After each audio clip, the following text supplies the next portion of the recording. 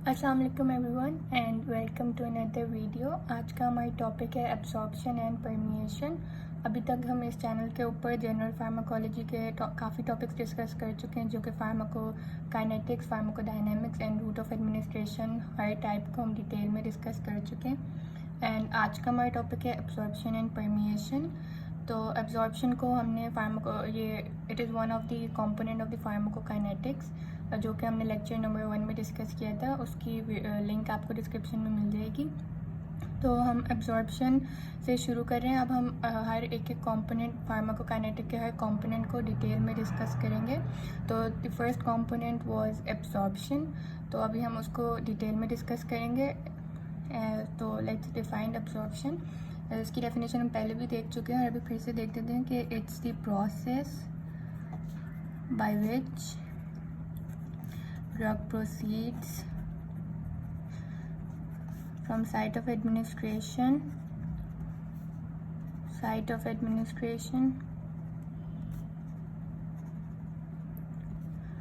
to the site of measurement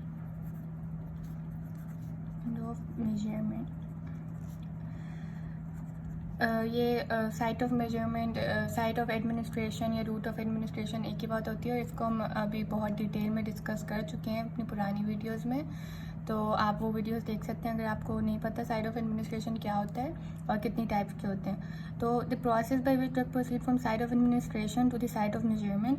अब site of measurement भी हम ये बहुत दफ़ा डिस्कस कर चुके हैं कि site of measurement is actually the blood, जो कि हमारी जब हम दवा कोई ले रहे हैं, कोई ड्रग ले रहे हैं हम अपनी बॉडी के अंदर, तो उसके बाद जो वो साइट ऑफ एडमिनिस्ट्रेशन से जो वो हमारी बॉडी के ब्लड में आ रही है, दैट इज़ एब्जॉर्प्शन। अब परमिएशन को हम देख लेते हैं, क्योंकि हमने अपनी हेडिंग में एब्जॉर्प्शन एंड परमिएशन लिखा है। तो यहाँ पे एक कुछ कन्फ्यूजन है। कुछ साइंटिस्ट परमिएशन को अलग से डिफ़ाइन करते हैं और कुछ परमिएशन को एब्जॉर्प्शन ही समझते हैं। लेकिन एक्चुअली में परमिएशन क्या है? जब हमने कोई ड्रग ली, वो ड्रग पहले साइट ऑफ मेजरमेंट, जैसे कि हमने ओरली ली है, वहाँ से वो हमारी साइट ऑफ मेजरमेंट ब्लड में आएगी, या आईवी के थ्रू भी ली है। ये सब हम डिस्कस कर चुके हैं। आईवी, आईएम, आपने जिस भी तरीके से ड्रग ली है वो साइट ऑफ मेजरमेंट में आई, यानी कि वो ब्लड में आई। अब उसने ब्लड में तो नहीं रहना, उसने वो डिस्ट्रीब्यूट होगी हमारे डिफरेंट बॉडी कंपार्टमेंट्स के अंदर। वो उस जगह पे जाएगी जहाँ उसने अपना फंक्शन परफॉर्म करना है। तो वो जाएगी एक्चुअली में सेल के अंदर, उस सेल के अंदर जिधर उसने अपना फंक्शन करना है। तो उसको हम परमिएशन कहते हैं। तो परमिएशन की डेफिनेशन आएगी कि drug circulating in the blood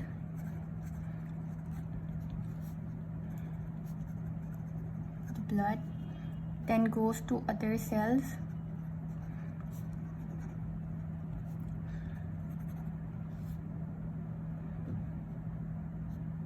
is called permeation।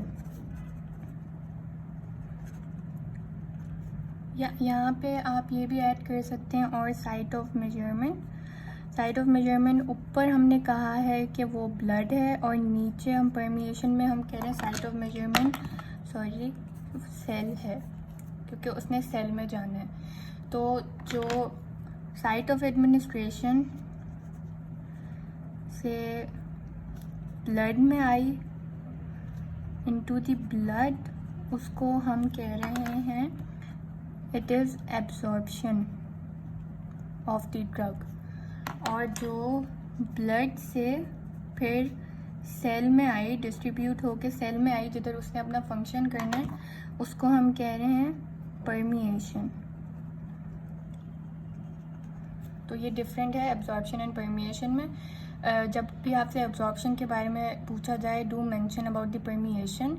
और अगर आपसे दोनों का डिफरेंस पूछा जाए तो ये डिफरेंस है कि वो जहाँ से आपने लिया ब्लड में आई एब्जॉर्प्शन, ब्लड से वो जिस सेल में उसने काम करना है या डिफरेंट सेल्स में वो मूव करती है, डिस्ट्रीब्यूट होती है, दैट इज़ परमिएशन। तो अभी हमने दोनों को डिफ़ाइन कर लिया है। अब हम देखेंगे कि क्यों, मतलब why is absorption important important. अगर आपसे कोई पूछे कि क्यों एब्जॉर्प्शन ज़रूरी है, तो सबसे पहली बात तो ये है कि it is one of the component of pharmacokinetics. जो फार्माकोकाइनेटिक्स में हमने क्या पढ़ा था, ड्रग की मूवमेंट पढ़ी थी। तो ड्रग अगर एब्जॉर्ब ही नहीं होगी तो वो आगे डिस्ट्रीब्यूट नहीं होगी, फिर वो किस तरह अपना इफ़ेक्ट शो करेगी। So it is important, necessary for therapeutic effects. अगर उसने अपना इफ़ेक्ट शो करना है ड्रग ने, तो उसका एब्जॉर्ब होना बहुत ज़रूरी है। ये फर्स्ट स्टेप है उसका। तो it is necessary for showing the therapeutic effect. और सबसे ज़्यादा कॉमनली यूज़ होने वाला रूट ऑफ एडमिनिस्ट्रेशन ओरल होता है। तो वो ओरली जब हम ड्रग लेते हैं, तो हमने इसको पहले भी डिस्कस किया एक फ्लो चार्ट में लेक्चर नंबर 2 पे, कि उसमें सबसे पहले जो ओरली हम ड्रग लेते हैं वो स्टमक में जाती है, तो वो गैस्ट्रोइंटेस्टाइनल एब्जॉर्प्शन कहलाती है। ठीक है, उसके बाद हम इसका प्रोसेस देख लेते हैं। अगर हम प्रोसेस को डिस्कस करें, एब्जॉर्प्शन का प्रोसेस किस तरह होता है, तो जैसे कि हमने अभी डेफिनेशन में डिफ़ाइन की है इन दोनों चीज़ों को, तो वही बात आएगी कि वो प्रोसेस किस तरह होता है कि इट पैसेज थ्रू या it passes through membrane to reach the blood. पहले वो ब्लड में आती है जिसको हमने एब्जॉर्प्शन कहा, और फिर वो पैसिव डिफ्यूजन के थ्रू, पैसिव डिफ्यूजन अभी हम आगे पढ़ेंगे, types of diffusion types of absorption, जिसमें different kinds of diffusion discuss होंगी। वो हमारी नेक्स्ट वीडियो का टॉपिक है, हम उसमें डिटेल में डिस्कस करेंगे। Lipid soluble molecules across the cell. अच्छा, ये बात हम बहुत दफ़ा डिस्कस कर चुके हैं कि जो हमारी ड्रग है लिपिड सॉल्युबल फॉर्म में ही एब्जॉर्ब होती है, क्योंकि देखें ड्रग ने जाना कहाँ है, ब्लड से उसने सेल में आना है। तो जो सेल मेम्ब्रेन हमारी है वो लिपिड बाई लेयर है, उसकी लाइनिंग किस तरह की है, वो लिपिड बाई लेयर है। तो वो लिपिड सॉल्युबल मॉलिक्यूल्स को ही अलाउ करती है अपने अंदर आने को। तो drug should be in the lipid soluble form. ये बात हम अपनी पिछली वीडियोस में भी बहुत दफ़ा कर चुके हैं, तो I hope you are getting it. तो लिपिड सॉल्युबल मॉलिक्यूल्स को अक्रॉस द सेल अलाउ करती है अंदर आने के लिए। अब आगे हम देखेंगे कि बैरियर्स के बारे में, कि सेल मेम्ब्रेन में कुछ बैरियर्स होते हैं। Cell membrane form the barrier between aqueous compartments. Aqueous compartments, अभी हमने क्या कहा, हमने कहा कि लिपिड सॉल्युबल ड्रग ही एब्जॉर्ब होती है सेल मेम्ब्रेन से आसानी में। तो वो एक्वस कंपार्टमेंट यानी कि जो हाइड्रोफिलिक हैं, जो लाइपोफोबिक हैं, जो ये एक्वस का मतलब यहाँ पे है हाइड्रोफिलिक। लेकिन हमें हाइड्रोफिलिक का मतलब आई होप आपको पता होगा, फिलिक का मतलब लविंग होता है, तो वाटर लविंग जो होते हैं वो एक्वस होते हैं, वो उनको एक्सेप्ट नहीं करता। तो वो सेल मेम्ब्रेन जो है उसके लिए एक बैरियर बना देता है। इसका सिंपल मतलब ये है कि cell membrane form a barrier between aqueous compartments. और ये इसलिए भी ज़रूरी है क्योंकि देखिए, जब हम ड्रग लेते हैं, हमने ये ड्रग लिया के बाद वो आया ECF में, उसके बाद वो आता है ICF में, और फिर वो जाता है सेल मेम्ब्रेन की लाइनिंग में। ये प्रॉपर फ्लो है ड्रग का। पहले वो जब वो ICF में आता है, ये मैंने ग्रीन से इसलिए लिखा है ICF में क्योंकि यहाँ पे यहाँ पे जो गैर ज़रूरी चीज़ें होती हैं उसको निकाल दिया जाता है। जैसे जो ज़रूरी चीज़ें, जैसे ड्रग ने एब्जॉर्ब होना है तो ड्रग हमारी लाइनिंग में चली जाएगी, लेकिन जो गैर ज़रूरी चीज़ें हैं, जो इधर उधर की चीज़ें जिन्होंने नहीं जाना, वो नहीं क्रॉस होंगी यहाँ से। तो इट फॉर्म्स अ बैरियर।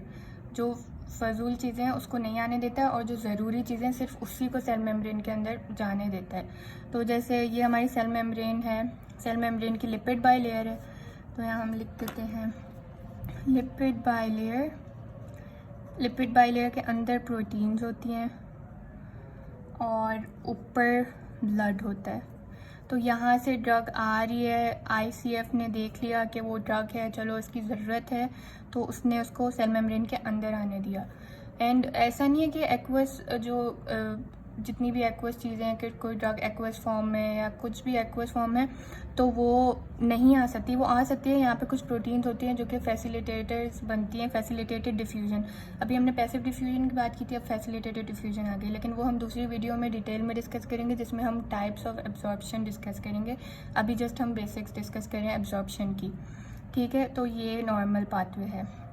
हम यहाँ पे ये समझना इसलिए ज़रूरी है कि क्योंकि अगर हर चीज़ ही हमारे सेल मेम्ब्रेन के अंदर चली जाएगी तो वो बात बहुत डेंजरस है, क्योंकि हमें जिस चीज़ की ज़रूरत है सिर्फ वही जानी चाहिए सेल मेम्ब्रेन में, ताकि हमारी बॉडी नॉर्मल फंक्शन कर सके।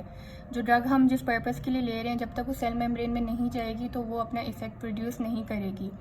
ऐसा नहीं है, मतलब फॉर एग्जांपल अगर हम पानी पी रहे हैं तो ऐसा नहीं है कि जो हम पानी पी रहे हैं वो सारा का सारा हमारे सेल मेम्ब्रेन के अंदर जा रहा है, नहीं, वो उतना ही जाता है। आईसीएफ सिर्फ उतना ही अलाउ करती है उसको अंदर जाने के लिए जितनी ज़रूरत हो, तो इसलिए ये इम्पॉर्टेंट है, इसको देख लें आप।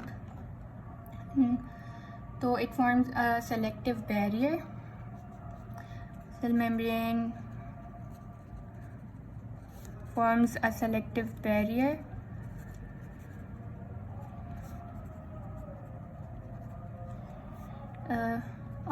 allowing only some molecules या required molecules भी आप कह सकते हैं, only some molecules to cross while excluding others। जो नई जिनकी ज़रूरत उनको वो एक्सक्लूड कर देता है। ये बात हम अभी डिटेल में डिस्कस कर चुके हैं, इसको बस मैंने एक पॉइंट बना के यहाँ पे लिखा है। नाउ नेक्स्ट एक चीज़ होती है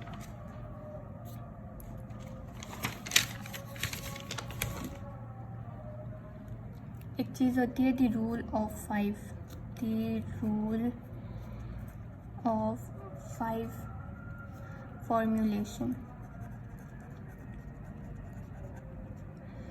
अब ये क्या होता है द रूल ऑफ 5 फॉर्मूलेशन? इसमें कुछ पॉइंट्स होते हैं, मेनली 3 पॉइंट्स होते हैं जो इसकी वजह से पुअर एब्जॉर्प्शन होती है। अब हम क्या चाहते हैं कि हमारी ड्रग की जो है वो मैक्सिमम एब्जॉर्प्शन हो ताकि हमें मैक्सिमम इफ़ेक्ट्स मिलें, सही है। लेकिन कुछ फैक्टर्स हैं जिन पर ये डिपेंड करता है।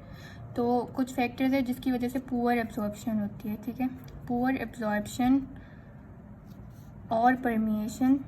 अब मैंने आपको इसका डिफरेंस बहुत डिटेल में बता दिया, आई होप आपको कोई कन्फ्यूजन ना हो रही हो एब्जॉर्प्शन और परमिएशन में। आर मोर लाइकली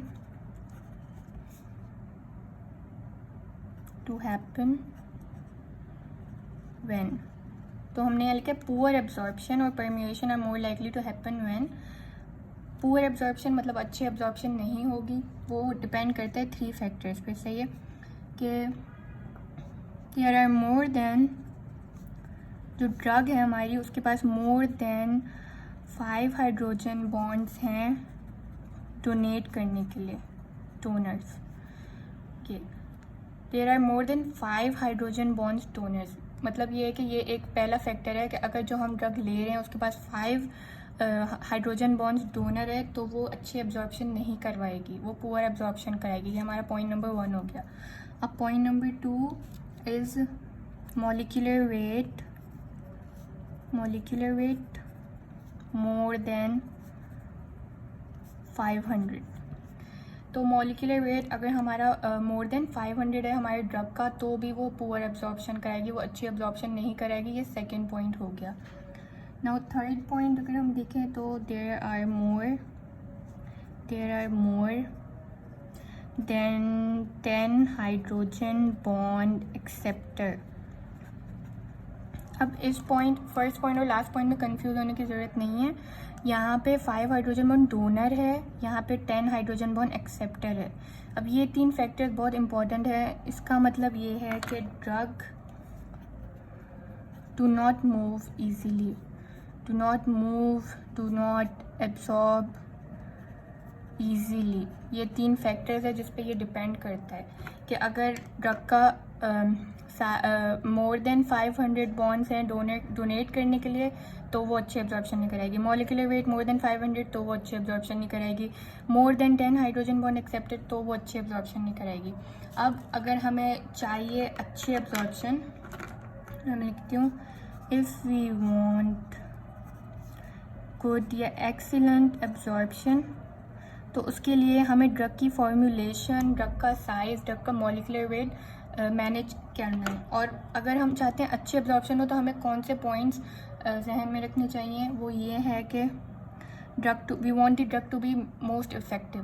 तो नंबर 1 हमारे पास आ जाएगा, यहाँ हमने लिखा है if there are more than 500 bonds donor तो पोर एब्जॉर्प्शन होती है। तो हम लिखेंगे कि there should B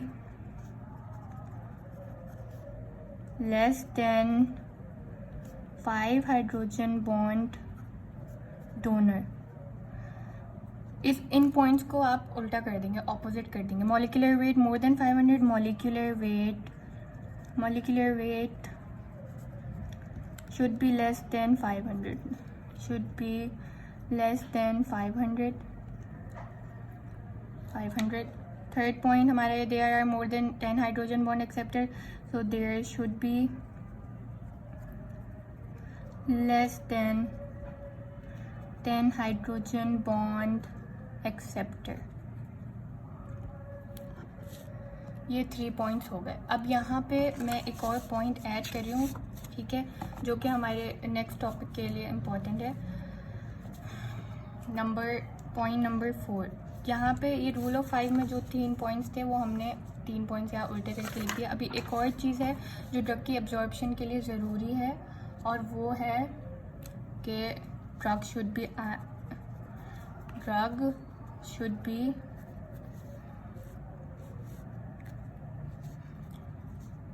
non ionised. तो ये 4th पॉइंट जो हमने ऐड किया है, इसका मतलब क्या है? नॉन आयोनाइज्ड का मतलब होता है न्यूट्रल या नो चार्ज। ये भी ड्रग के एब्जॉर्प्शन के लिए ये फैक्टर भी बहुत ज़रूरी है, नॉन आयोनाइज्ड, नो चार्ज और न्यूट्रल।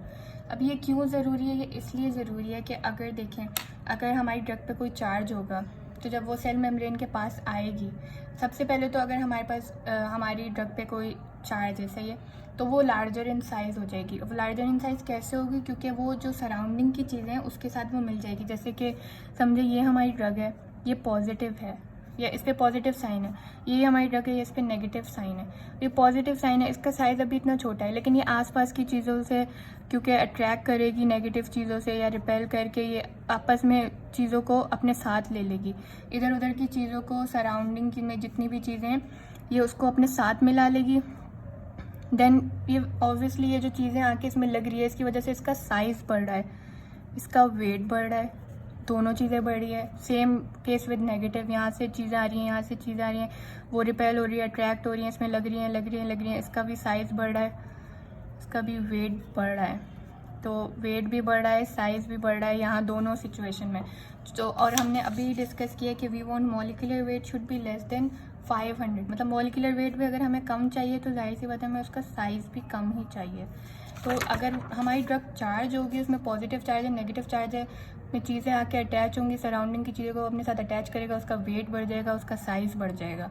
तो ये हमें नहीं चाहिए, हमें ड्रग छोटी चाहिए, उसका मॉलिक्यूलर वेट भी कम चाहिए, तो इसलिए उसका नॉन आयोनाइज्ड फॉर्म में होना बहुत ज़रूरी है। तो अगर हम यहाँ पे एक और चीज़ लिखते हैं कि एब्जॉर्प्शन एंड आयनाइजेशन, ये क्योंकि ये एक अलग टॉपिक है तो इसको अलग से हम डिस्क्राइब कर देते हैं।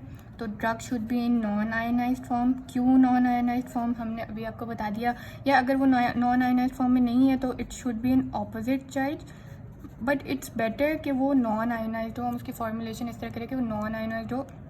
ऑपोजिट चार्ज भी अगर होगा तो opposite charge is not like that much, इतनी बुरी बात नहीं है, क्योंकि जब हमारी सेल मेम्ब्रेन हमसे पॉजिटिव है और अगर ड्रग का चार्ज नेगेटिव है तो वो अट्रैक्शन होगी उन दोनों के बीच में, क्योंकि वो ये दोनों सेम साइज़ नहीं है एंड ऑपोजिट अट्रैक्ट, तो ये ऑपोजिट अट्रैक्ट होंगे तो ये ड्रग को फिर अंदर आने देगी सेल मेम्ब्रेन के। ये हमारी सेल मेम्ब्रेन है, लिपिड बाइलेयर है, तो ऑपोजिट चार्ज हैं, दोनों ने एक दूसरे को अट्रैक्ट किया, उसने ड्रग को अंदर आने दिया। अगर हमारी फॉर एग्जांपल ये पॉजिटिव है एंड ड्रग भी हमारा पॉजिटिव है तो ये रिपेल करेंगे एक दूसरे को, और रिपेल करेंगे तो ये उसको अंदर नहीं आने देगी। तो ऑपोजिट होना भी is okay, but it should not be of the same sign. लेकिन न्यूट्रल हो तो ज़्यादा अच्छी बात होती है, क्योंकि न्यूट्रल अगर है, इसमें कोई भी चार्ज नहीं है, तो वो डायरेक्ट अंदर आएगी, अच्छी एब्जॉर्ब होगी, तो विच इज़ गुड। तो नॉन आयनाइज्ड और opposite charge, but non ionized ज़्यादा अच्छी बात है। मोर लिपिड सॉल्युबल होगी वो, more lipid soluble as a positive sign, क्योंकि हमारी लिपिड बाइलेरी लिपिड सॉल्युबल है, तो वो सिर्फ लिपिड सॉल्युबल चीज़ों को ही आने देती है। फिर diffuse through cell membrane easily. तो ये था हमारा आज का टॉपिक एब्जॉर्प्शन का। इसमें हमने बेसिक्स ऑफ एब्जॉर्प्शन डिस्कस कर ली, जिसको आगे समझने के लिए बहुत ज़रूरी है। हम अपनी अगली वीडियो में टाइप्स ऑफ एब्जॉर्प्शन डिस्कस करेंगे। देयर आर डिफरेंट टाइप्स, हम उसको डिटेल में डिस्कस करेंगे। So make sure you also watch that video and अल्लाह हाफिज़, take care, see you in the next video.